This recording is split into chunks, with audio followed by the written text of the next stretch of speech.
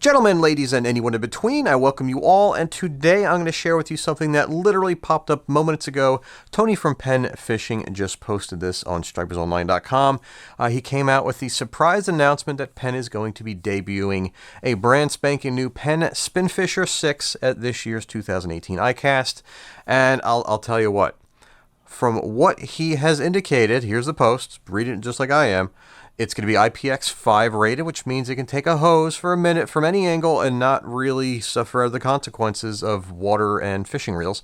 However, we don't know if salt water over time is going to cause issues, how much maintenance is involved with that kind of stuff. So to see the IPX rating is nice to see. You can take a splash and not really worry it's going to seize up on you, but that doesn't mean it's maintenance free.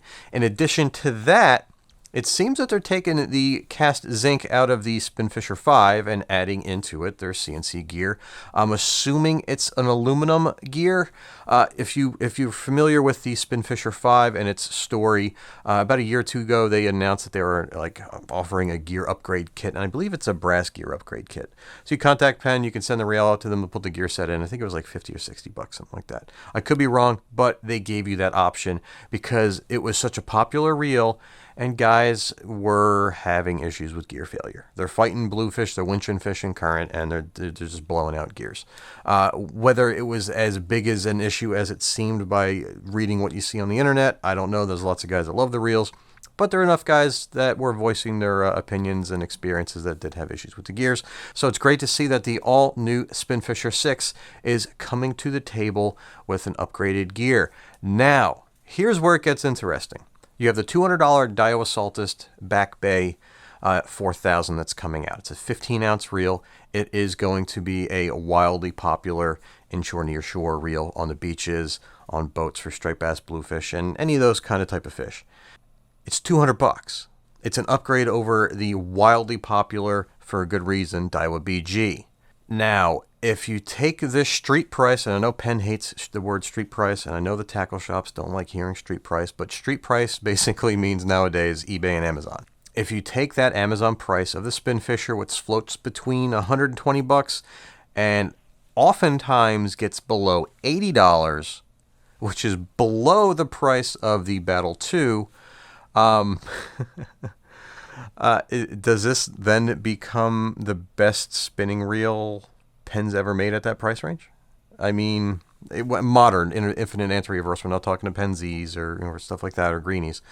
But it's one of those things where it has the potential to just take the Daiwa BG and literally just kick it to the curb and say, excuse me, hold my beer, and just take over that price point.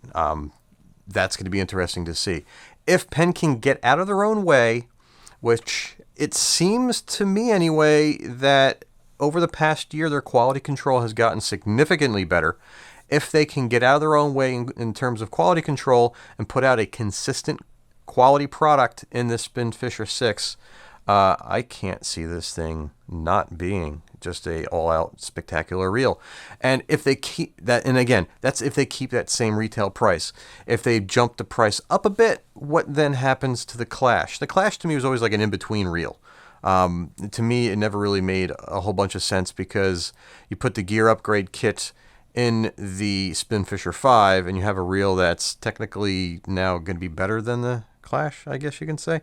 But it's one of those things where I'm excited to see this reel hit the market. I really want to hear more of the specs. Hopefully in the upcoming days, Penn divulges a little bit more.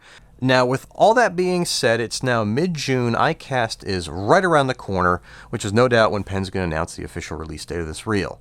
Now, this is what I want to know from you guys. IPX5 water resistance, CNC machined gear, assumed mid to late fall, October, November release date, and assumed $150 price tag. Let me know down below, is this reel worth the wait?